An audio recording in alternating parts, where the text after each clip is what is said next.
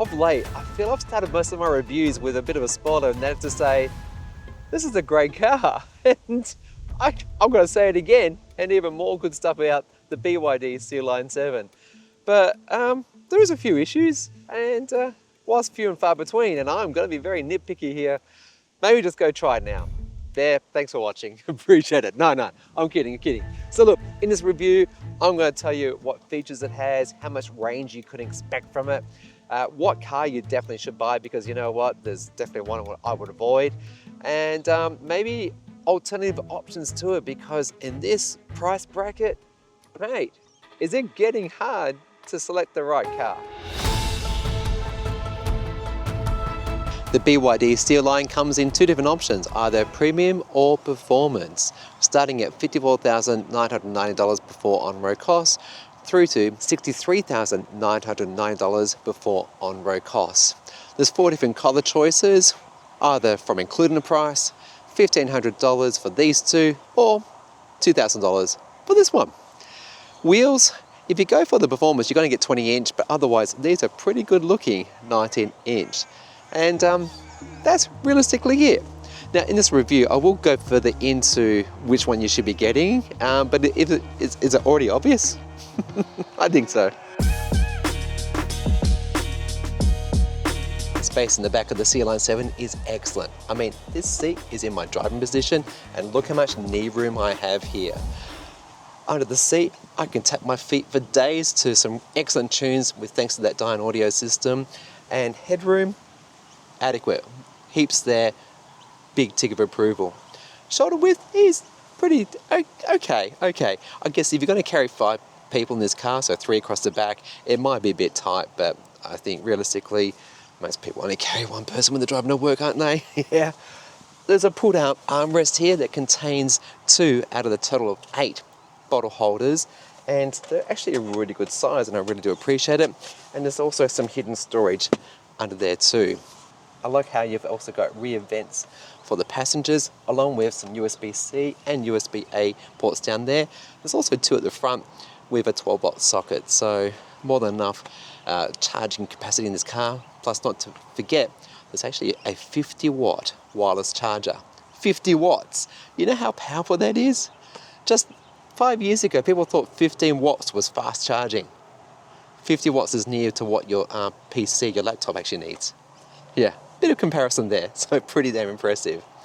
Under thigh support is excellent, and I love the glass panoramic roof here. Also the fact there's outboard isofix seating positions, and the only thing I would probably like, especially when you use premium in the name, is that these tilt adjustable seats here, that are manual by the way, maybe they should be motorized. Just a suggestion.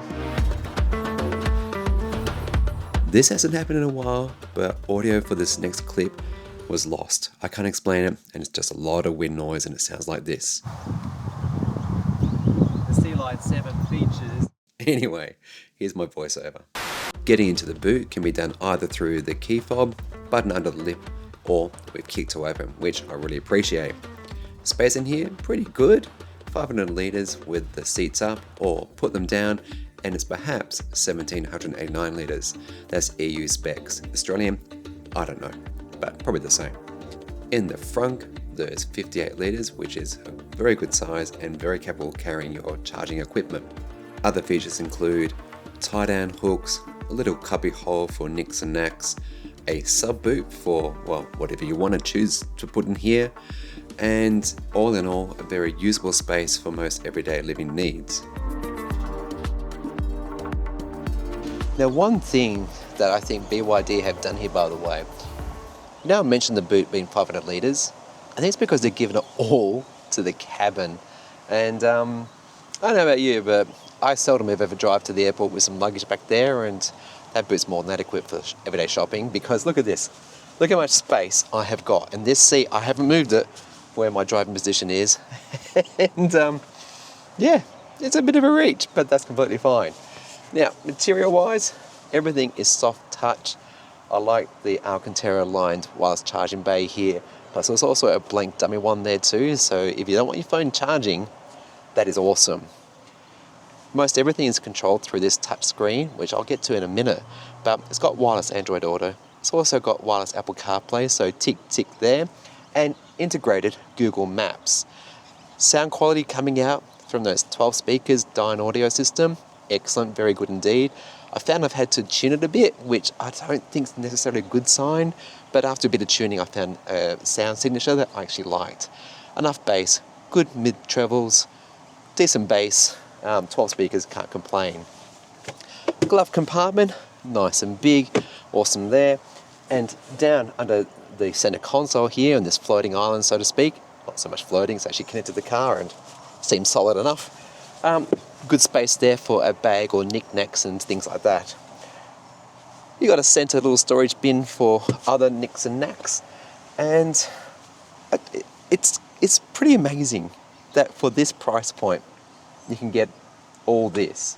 I guess that moonroof, panoramic roof, be lovely if it was actually the sort that you can open, but it does have an integrated blind, which, okay, here's an issue.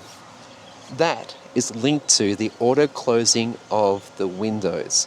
Okay, so when you lock the car, that's also going to close, and it's linked to the windows, and that's a little bit annoying. I like to see those two functions separated, but that's a really petty thing to be saying, can you please do better, BYD, but it's not a bad little critique list, is it? I forgot to mention, by the way, very clever little thing here. If you've got a tall bottle, you can put it into this little front bottle holder and you can push it down. And when you take it out and you want to reset it for the next one, you press that button and it goes back up. Kind of cool, hey? Anyway, the driver's seat is 10-way power adjustable, and for the passenger, 6-way power adjustable. The driver gets two functions over that one, that is lumbar support as well as under thigh extension, like, you know, comes out-ish. This seat I feel is well bolstered, pretty much. Could be a bit better on the sides, but it's not a performance car, so I don't expect that. Very nice, very comfy, and it's both heated and ventilated. And the rear seats, by the way, are also heated. The touch screen is very responsive and fast, and is filled with menus galore and stuff you can turn on and off. As an owner, you will get used to it. You know exactly where to navigate to, and as you'll come to learn, whatever you're doing there is saved to your profile, so that's awesome and all. One thing I do make mention of though is that because it is so feature rich, if you try to find the word by using the search function, let's say for the sunshade, you won't necessarily find it, so you need to think a bit more generically. So I found, well, through the help of a forum, use the word auto, and all the auto options come up, and then you can probably find what you need to adjust. But it's kind of, it's very rich, very, very feature rich, and has been improved over time. And I believe in Australia so far there's been a few updates, but maybe not as frequent as what you've come to expect from the likes of, say, Tesla, but that's completely fine. When you get into and out of the car, it's got the equivalent of easy entries. And a thing that I think is a new feature in this car is that only this seat will move for easy entry. The passenger doesn't, which some people are complaining about. Now, if you know exactly what that means, can you comment below? Because I'm finding, what's the issue here? What is the issue? This seat moving, getting in and out, great. I don't want them to do that. But if you do, maybe it should be an option in there. Maybe that's what people are saying. Yeah, probably is that. Anyway, driver controls are pretty straightforward and very familiar for those who are coming from a petrol or diesel car, say.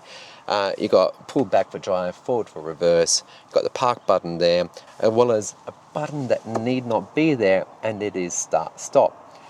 There's actually an option in the menu system that when you unlock the car, it will turn it on, and when you get out and lock the car, it will turn off. So I don't get that. Yeah, there's got to be a reason that you can do either, but it's kind of like, you know, with the key fob and the door handles. In fact, actually, yeah, let's talk about that. A thing that this car does that it doesn't actually do.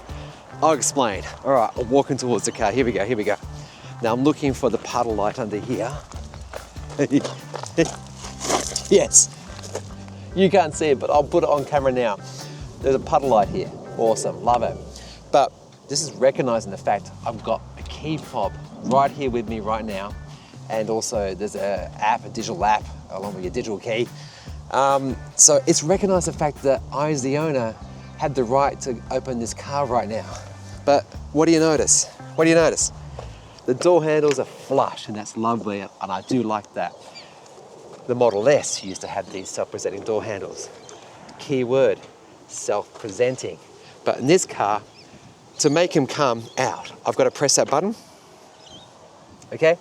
Or conversely, you use a key fob to have a bit more of that magical experience, shall we say. So just pretend I hadn't approached the car and I'm coming towards it. I want to flex, and I walk up and I do this. All right, ready? Here we go. I'm walking up, I casually just do that, and in I go. If this car can recognize the fact that I'm walking up to it, why is that not a thing? I don't know. Before we get into driving proper, I just want to point out the many safety systems of the BYD Sealion 7. There is so many different things in here that you could turn on and off. Most will actually save and not turn themselves back on, which can be, obviously annoying for some people. This is not that car, which is great. There's a few things I would like to see change, and we'll get into those, I promise. But can I just show you this? I'm going to press a button on the steering wheel to show you how awesome and absolutely crystal clear these cameras are. Amazing. They're simply amazing. And the fact that you've got Google Maps running here, so you can navigate through that, and in turn you can see where your directions are in your heads-up display. But, well, here's the first little criticism. When you have your navigation going and it's telling you, well, first up, what your speed is, what your next turn is, speed limit of the area.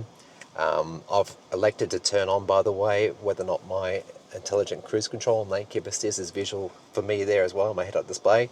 All very good things, but there's this annoying thing that, for the most part, it's going to point, hey, go straight ahead, and it just keeps on doing that until I think, I don't know when it stops doing it, but it feels to me, because I'm doing urban driving, like streets, it's always on. So it's telling me, oh, you got to turn left here. So you're stationary at a set of lights, and it's just constantly doing this little dance. Very annoying, very annoying. But it's, this is, I've got to say, it's a real driver's car, and I'll explain more exactly what that is in a second. But I mean, can you see how clear that vision is? Isn't that great? But also know this, why is it on the left side of the screen there? It's not in the right place at all. It should, and I'll just indicate right. It's not that I should be doing a right turn here, but I could. Let me just try in a second. That little pop-up should be on the other side. Of course, it doesn't want to do it right now. I'll get it to do it in a second. I don't understand, but you can get where I'm coming from, right? So the indicator's on the correct side of the car. The charging port's on the wrong side of the car. That little pop-up window, that's really helpful. Why is it on the left side of the screen? It should be over here, or maybe even my display in front of me here. That would be also very beneficial. I don't know. Comment below if you agree with me. Anyway, this is the premium version of the Sealion 7. So it's got a single motor, and that can produce 230 kilowatts of power or 380 newton meters of torque. Plenty get up and go, 0 to 100 in 6.7 seconds. Feels good, feels enough. And FYI, my 2022 Tesla Model Y has the same sort of performance specs. Awesome. If you go for the performance version, not to confuse anybody, you're going to get two motors. So that does 390 kilowatts of power or 690 newton meters of torque. I'll get into later in the review as to why getting the performance is not just such a good idea, but I get people, they like going faster. So in that car, 0 to 100 in 4.5 seconds.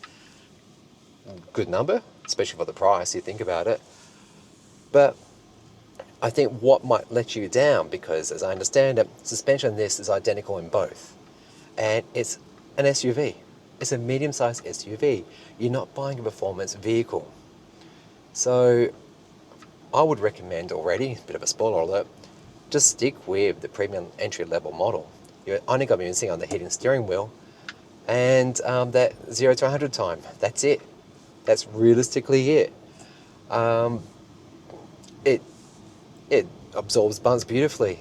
This really, really poor road that we're on right now is really comfortable. You know, in my Model Y, it's got really hard suspension. Crazy, stupid hard, no reason for it. This is what I expect from a car. And when you couple that with a great feeling accelerator that feels quite natural and very progressive, along with a good feeling brake too, the disc brakes on this, really bitey. I've really enjoyed them. And the brake is also very linear and has that feel in it. And that's why I kind of mentioned before that this is a great car for people who are coming out of petrol diesel ones into the Sealion 7. They're going to feel right at home. They really are. Something that might be new to them is Regen braking, and disappointingly, the Sealion 7, sure, it's got normal and high levels of regen, but neither is enough in my opinion. And why I say that is because it doesn't have one pedal driving. I really do wish they had that as an option in this car, because I think that would elevate it to the likes of what its competition is. MG, D-Power, Zeekr, Geely, all those have one pedal driving, and this doesn't. And when you've got auto hold, and this car's got auto hold, and you've got a great electric motor setup and a very good battery as well, why is it missing that really fundamental basic of what I think every modern electric car should have? And sure, there'll be people out there right now who disagree with me. Fine, comment below. I completely, if you like cars without one pedal driving, then this is your car, right? But at least give BYD, give people that option. Just put it in there, have as an option. All right, next little bit of feedback I'm going to be given is the Intelligent Cruise Control, ICC. A lot of acronyms I'm going to be throwing around for a few minutes, but bear with me. The cruise control system and lane keep assist, I found, and correct me if I'm wrong, I'll just pull over and double check this, are interrelated, they're interlinked, and you can't separate one from the other. And that is really kind of annoying. So I'll put it in brake for a hot second. Let's search for it. So ICC is on or it's off. Okay. Let's try lane keep assist. Lane keep assist. Emergency lane keep assist. What's it called? Oh, I forget what it's called. There's another acronym for this damn thing, and it's somewhere buried in the menus. Lane departure. I think it's here. Yes. All right. If I do that, warning. Nope, still doesn't turn it off. I'm looking at the symbol in my head-up display. Still doesn't turn it off. Prevention. Nope. This is not it, Chris. I'm not in the right place. But I haven't found a setting, and as you can kind of gather, there's a lot in here. I haven't found a setting to actually decouple the intelligent cruise control with the lane keep assist, because when you engage one, you get both. And that's kind of a bit annoying. Must say though, the lane keep assist and with the cruise control, just keep them together, Chris, keep them together. They're actually pretty good though. They're akin to basic autopilot, Tesla autopilot. So it does curves really well. Stop start traffic, great. It comes to a complete stop. We'll start when the car in front goes. Gives you verbal warnings of what it's doing. You can see your head-up display as well. Tick, right? Great. No complaints there. My issue that I have though is that it can be sometimes overly aggressive. Like to disengage it, you can either just press the button again, tap the brake, or yank the wheel. And yanking that wheel can sometimes be a bit of work. It really can. Or let's say it reads the lane markings poorly. When it does that, it might actually really pull the car over doing something not near dangerous, but just you have to be alert. You've got to keep your hands on the wheel, let's face it. And nag factor is pretty respectable. It's about, I don't know, every 10-15 seconds if you're a bit light on with the touch with the steering wheel, but you know, that's in line with most other cars out there.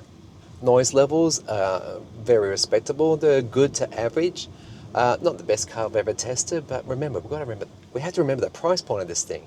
It's remarkable what they've done. Again, how are BYD doing this? I don't know how they're doing it. I really don't. Now, let's talk about range for hot sec. This is a radio range, by the way. The single motor version premium is 482 kilometers. Go for the dual motor version, and it's obviously heavier. It's going to reduce down to 456. And as you can see from my usage, I'm getting about 17.8 kilowatt hours per 100 Ks. So from that battery pack, I can probably get about 63 kilometers from it. It's rated at 482, so not too far off, not too shabby at all. And yeah, do you ever get your absolute claim range in your car? Comment below now, I guarantee you don't. Anyway, overall, I found driving the Sealion 7 to be a really enjoyable experience. Like to see the menu system to be tied up a bit and ability to be able to find the settings a bit more easily. It's a better way of saying that, but you get what I mean. Having one pedal driving, definitely that'll be a great addition too. But otherwise, I don't know. It's a very good car.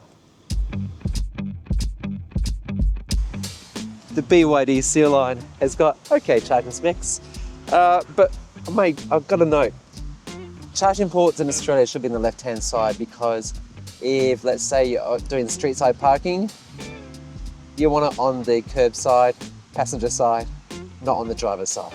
Just saying.